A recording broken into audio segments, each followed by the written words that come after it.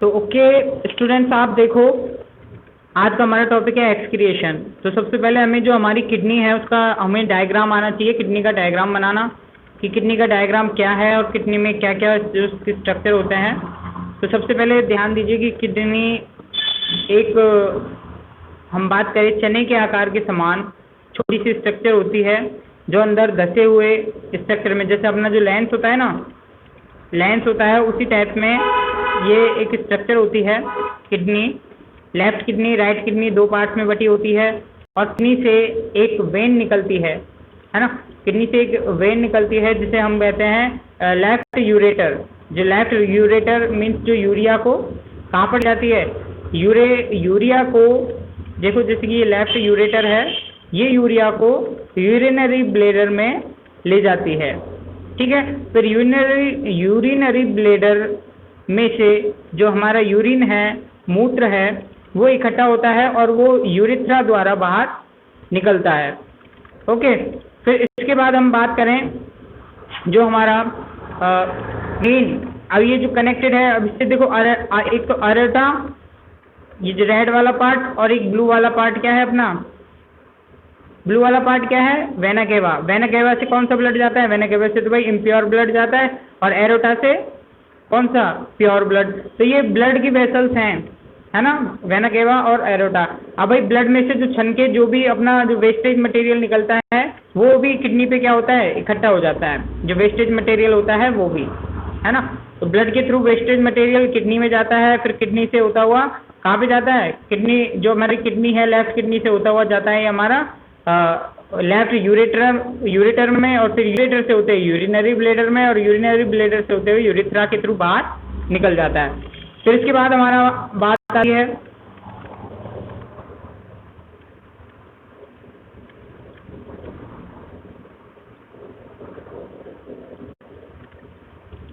Excretion में। अब इसमें देखो होता क्या है एक्सक्रिएशन की, we have already discussed how organism get rid of gases, waste and generated during photosynthesis and respiration।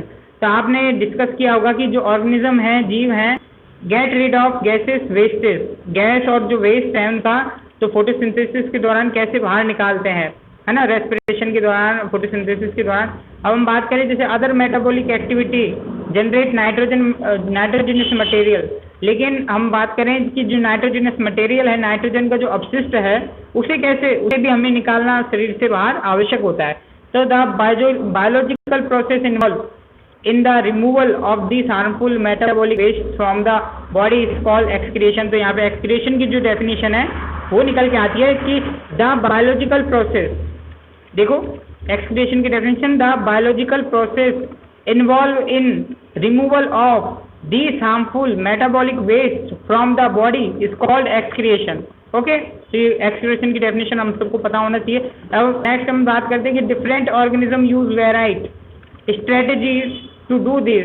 तो हम जो अलग अलग ऑर्गेनिज्म हैं जो एक्सक्रिएशन के लिए अलग अलग उनमें अंग पाए जाते हैं, अलग अलग तरीके से एक्सक्रिएशन करते हैं। एंड मैनी यूनिसेल्युलर ऑर्गेनिज्म, जो एक कोशिकीय जीव हैं, removal this waste by the simple diffusion, simple विसरण विधि द्वारा, डिफ्यूजन मेथड द्वारा, जो बॉडी के सरफेस से ही एक्सक्रिएशन करते हैं। जो पानी में, जैसे भाई पानी में रहते हैं तो पानी में उनकी स्किन टच में रहती है और स्किन के थ्रू ही एक्सक्रिएशन कर देते हैं वेस्ट प्रोडक्ट का। तो as we have seen the other process, complex multicellular organism use specialised organ to perform the same function. अब हम बात करें जो यूनिसेलुलर है उनके लिए एक स्पेशल ऑर्गन होता है एक्सक्रिएशन के लिए।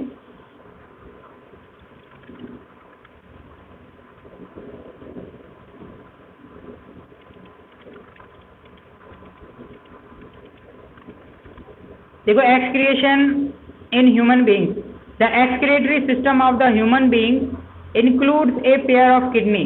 कि ह्यूमंस में जो एक्सक्रिएटरी सिस्टम है उसके अंदर क्या होता है, पेयर ऑफ किडनी, किडनी के जोड़े होते हैं, ए पेयर ऑफ यूरेटर के जोड़े होते हैं, एंड ए यूरिनरी ब्लैडर, और एक यूरिनरी ब्लैडर और एक यूरिथ्रा होता है। अब kidney are located in the abdomen, kidney पेट के नीचे स्थित होती है, एंड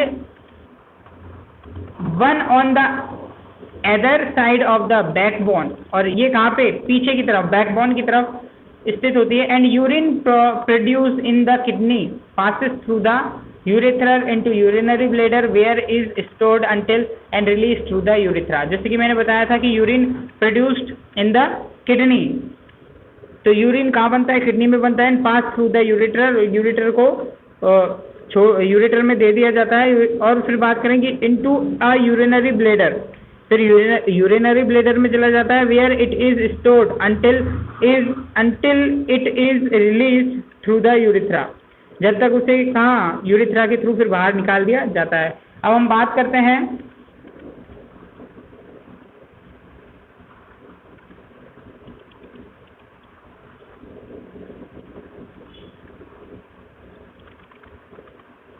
कि हाउ इज यूरिन प्रोड्यूस्ड।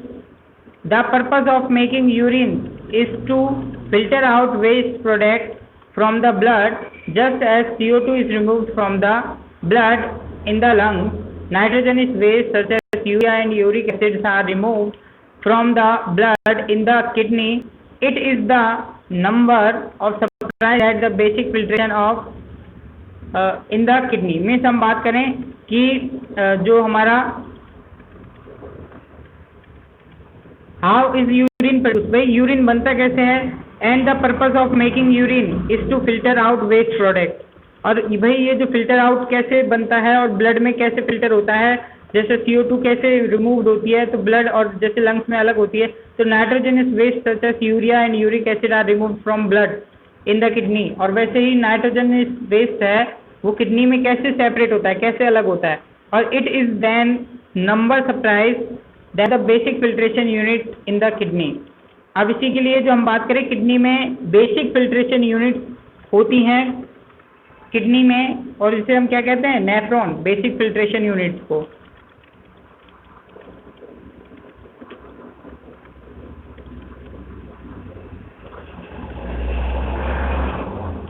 जो बेसिक फिल्ट्रेशन यूनिट है नेफ्रॉन।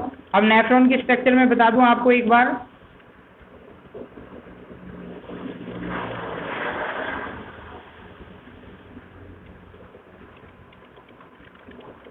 बेटा वॉइस आ रही है?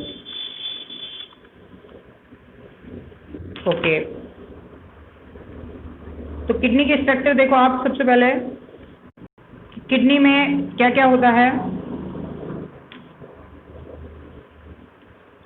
तो सबसे पहले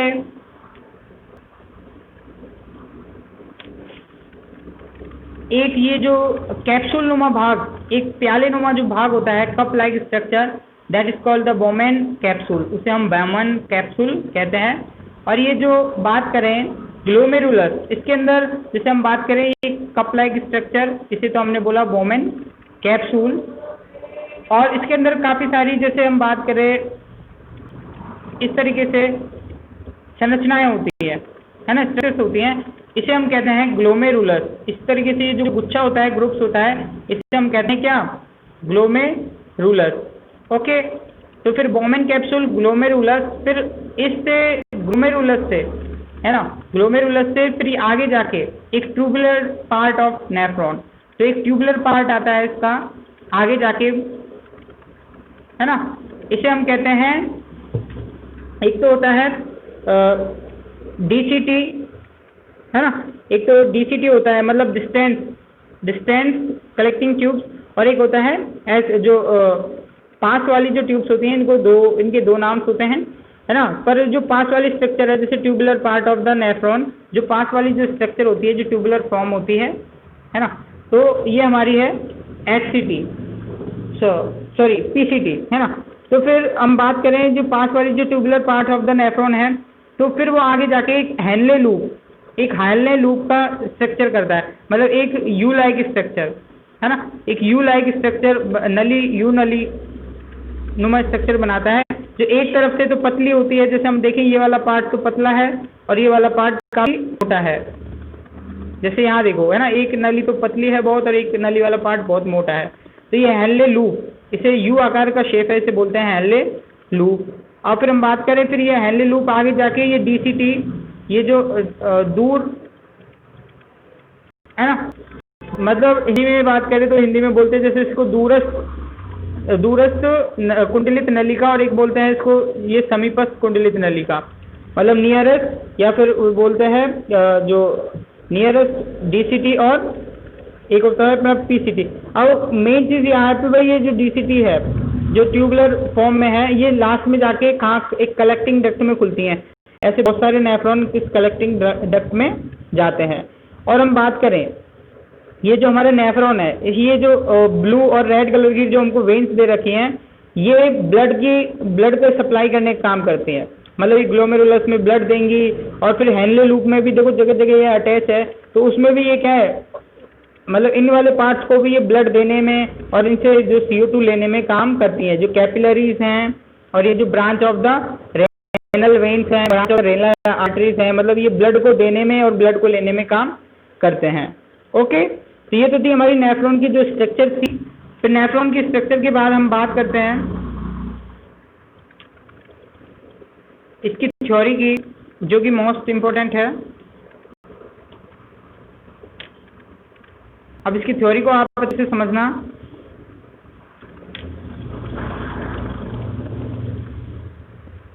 कि लाइक इन द लंग्स, जैसे लंग्स की तरह, the cluster of very thin walled blood, जो वेरी थिन वॉल ब्लड है ना, जो ब्लड है, कैपिलरीज हैं, मतलब जो बहुत पतली पतली नलिकाओं जो कि ब्लड की सप्लाई करती हैं, तो वो भी उसमें इकट्ठा रहती हैं किडनीज में।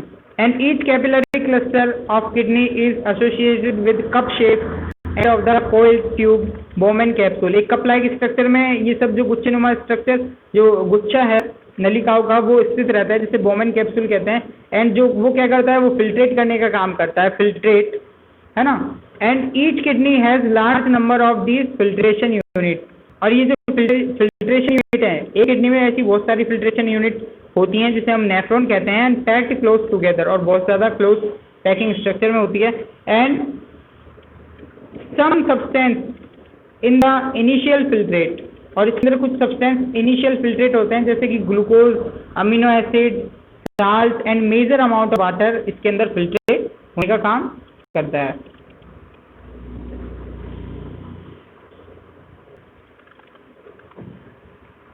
Selectivity reobserved as the urine flows along the tube.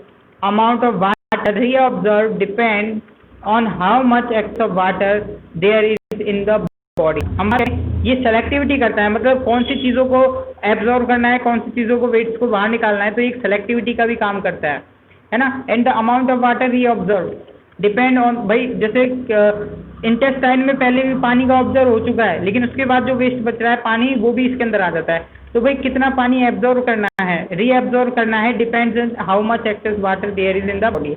ये डिपेंड करता है कि बॉडी में कितना पानी है, कितनी पानी की कमी है, उसके हिसाब से ये एब्जॉर्वेशन का काम करता है।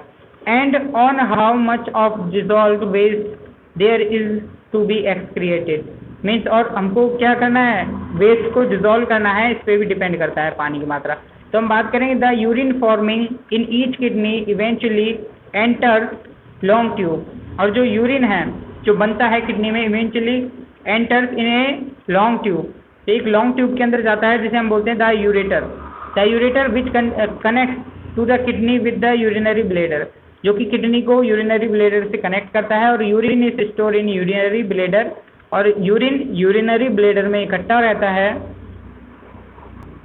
ठीक है, यूरिन यूरिनरी ब्लेडर में इकट्ठा रहता है until the expand of the bladder leads, और भाई यूरिनरी ब्लेडर में इकट्ठा रहता है। और urine stored in urinary bladder until the pressure of the expand, जैसे यूरिनरी ब्लेडर में जो हमारा यूरिन है वो बढ़ जाता है, तो उसमें प्रेशर आ जाता है, तो एक्सपेंड ब्लेडर, तो ये क्या ये थोड़ा फूलने लग जाता है। And the leads to the urge to pass its out through the urethra, और जैसे इस पर प्रेशर बढ़ता है तो ये यूरिथ्रा के थ्रू जो हमारा यूरिन है उसको बाहर निकाल दिया जाता है। And the bladder is muscular, ये जो ब्लेडर है कैसा होता है, पेशीय होता है। So it is under nervous control, तो ये एक जो नर्वस सिस्टम है उसके द्वारा इसको कंट्रोल किया जाता है। As we have discuss elsewhere as a result we can as usually control the urge and urinate. तो हम ये जो माइंड है हमारा, जो मस्तिष्क है ना, नर्वस सिस्टम है, तो वो हमारी जो यूरिनरी है यूरिनेट,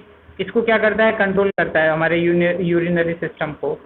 कब हमारा मतलब किस तरीके से हम जो एक्सक्रीट करेंगे यूरिन को, और तो उस पर जो प्रेशर बनाता है जो वो जो हमारा ये नर्वस सिस्टम है उसको कंट्रोल करने का काम करता है। तो इसके बाद हमारा जो टॉपिक आता है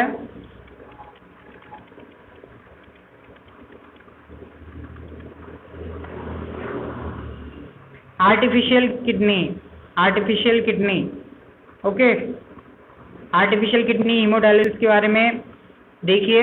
हीमोडायलिसिस होता क्या है कि किडनी आर विटाल ऑर्गन जो survival factor like infection, injury, restriction, blood flow, kidney reduce the activity of the kidney. This leads to the accumulation of the poison waste in the body and which can even lead to death in the case of kidney failure. हम बात करें kidney हमारी जैसे filtration में काम करता है, कोई इंजरी के दौरान या ब्लड फ्लो के दौरान अगर किडनी क्या हो जाती है, किडनी की एक्टिविटी खराब हो जाती है तो इससे जो पॉइजनस वेस्ट है हमारी बॉडी में बढ़ जाएगा।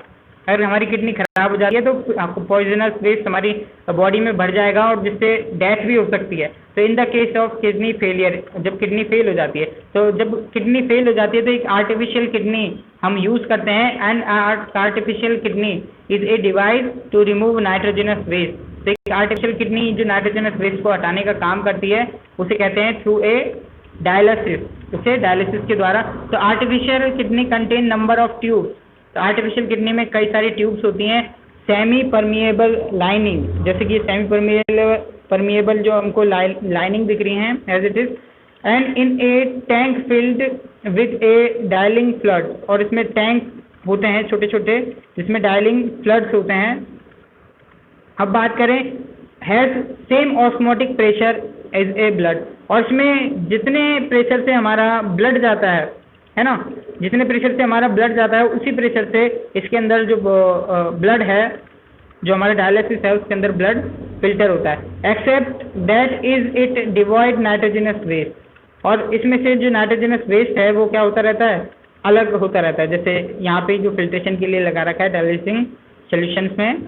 तो हम बात करें the patient blood is pass through these tube. तो पेशेंट के ब्लड को इन ट्यूब से निकाला जाता है। During this passage the waste product from the blood pass into the dialysing fluid solution. तो ये डायलिसिंग जो फ्लड सॉल्यूशन है, जो वेस्ट है, वो इसमें धीरे धीरे इकट्ठा होते रहता है। And the purified blood is pumped back. और प्योरीफाइड जो ब्लड है उसको क्या कर दिया जाता है, दोबारा से पंप किया जाता है एंड इनटू द पेशेंट के अंदर। And this similar to the function of for kidney. और ये किडनी के फंक्शन की तरह एकदम सेम है, but it is different since there is no reabsorption involve. लेकिन इसमें यह डिफरेंस है कि भाई इसमें रीऑब्जर्वेशन नहीं होता, बल्कि जो किडनी में था रीऑब्जर्वेशन होता था वेना केवा के द्वारा, आर्टरीज के द्वारा, वेन्स के द्वारा, लेकिन इसमें रीऑब्जर्वेशन नहीं होता है ना। तो the initial filtrate the kidney is about, जो फिल्ट्रेट है वो कितना 180 लीटर डेली फिल्टर होता है इस तरीके की जो आर्टिफिशियल किडनी के द्वारा।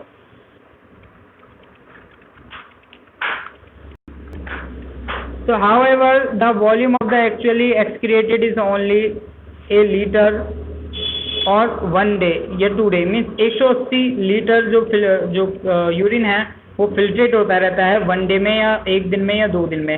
Because of remaining filtered is reabsorb in the kidney tubules, क्योंकि जो एब्जॉर्वेशन है वो किडनी के द्वारा, मतलब जो आर्टिफिशियल किडनी है उसके द्वारा नहीं होता है इसलिए। तो मीन्स हम बात करें, ये तो था हमारा आज का टॉपिक। अब फिर इसके बाद हमारा लास्ट जो फाइनल टॉपिक आता है excretion in plant. Excretion in plant सबसे पहले देखो, फिर हम डोनेशन ऑफ ऑर्गन डोनेशन देखेंगे कि एक्सक्रिएशन इन प्लांट में कि plant are completely different strategy to excretion than those of animal. Oxygen itself can be through of our waste product generate during the photosynthesis। मतलब जो प्लांट है उनका थोड़ा excretion का तरीका थोड़ा डिफरेंट रहता है कि ऑक्सीजन इटसेल्फ कैन बी थ्रोट of the as a waste product generated during the photosynthesis, क्योंकि ऑक्सीजन खुद एक वेस्ट प्रोडक्ट के रूप में फॉर्म होती है। And we have discussed earlier how the plant deals with oxygen, कि प्लांट ऑक्सीजन के साथ एंड एज वेल CO2 के साथ क्या करते हैं। तो they can get rid of the excess of water by transpiration तो वो भाई ट्रांसपिरेशन के थ्रू क्या करते हैं, पानी को छोड़ देते हैं. And for other waste plant use the fact of the many their tissue consist dead cell, और उनमें काफ़ी सारे डेड सेल जो होते हैं. And that can even lose some part such as leaves, और वो जैसे पत्तियों को जो हमारा पतझड़ आता है तो उसमें पत्तियों को किस प्रकार से छोड़ देते हैं. तो बात करें, and they can even lose some parts of the such as leaves. Many plant waste product are stored in cellular vacuoles, और कई प्लांट्सों के जो वेस्ट प्रोडक्ट हैं इकट्ठा हो जाते हैं उनकी जो खाली जगह है उनमें. जैसे वेस्ट प्रोडक्ट में be stored in leaves that falls off the other waste product. जैसे हम बात करें आर स्टोर्ड एज, जैसे रेजिन है, गम्स हैं, स्पेशली इन ओल्ड जाइलम, जो स्पेशली ओल्ड जाइलम में इकट्ठा हो जाते हैं. And plant also excrete some waste substance in the soil around, और जो प्लांट है कुछ सॉइल में भी वेस्ट प्रोडक्ट को छोड़ देते हैं. जैसे गम है, रेजिन है, जो प्लांट छोड़ देते हैं ना, जो गम वगैरह, जो ब्लड, कभी हम देखते हैं एक दूध की स्ट्रक्चर होती है, दूध नुमा स्ट्रक्चर है जो प्लांट छोड़ते हैं, तो वो सब उनके वेस्ट प्रोडक्ट होता है. फिर इसके बाद हम देखते हैं हमारा कि ऑर्गन डोनेशन क्या है. ऑर्गन डोनेशन में देखो कि organ donation is a generous act of the donating an organ to an person who suffer from the non function of the organ. Means organ donation में जो हम ऐसे एक दयालु कृत्य है, दयालु काम है, एक बहुत ही कि किसी जो व्यक्ति जिसका ऑर्गन कोई काम नहीं करता है तो उसे हम अपना ऑर्गन दें. तो डोनेशन ऑफ द ऑर्गन में भी done by the consent of the donor. ये डोनर के द्वारा होता है या उसके परिवार द्वारा होता है कि anyone regardless of the age, जो अपने एज से पहले या फिर जो खत्म हो जाते हैं, या फिर gender can became an organ tissue donor, या फिर उनको क्या करते हैं वो टिश्यू या कोई अपना ऑर्गन डोनेट करते हैं. तो organ transplant can be save और transform the life of the person. और ट्रांसप्लांट एक सेफ प्रोसेस है और किसी व्यक्ति की जान बचा सकता है. एंड ट्रांसप्लांटेशन इज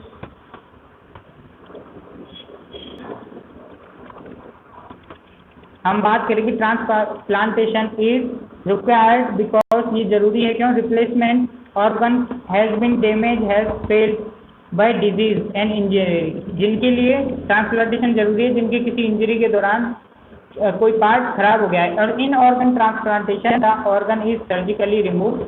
उस ट्रांसप्लांटेशन में ऑर्गन को सर्जिकली हटा दिया जाता है वन पर्सन जो कि डोनर है उससे, and transplanted to the other person जो कि प्राप्त जाता है जिसको ऑर्गन खराब हो गए.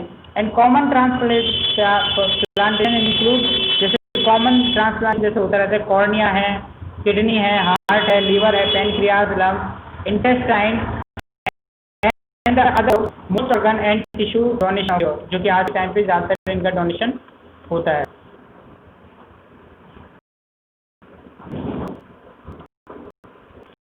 हम बात करें कि donor has died when doctor declare a person brain dead. Donor क्या करता है कि कभी after the donor has died, जब डोनर मर जाता है, when the doctor declare a person brain dead, या फिर कभी उनको ब्रेन डेड घोषित कर देता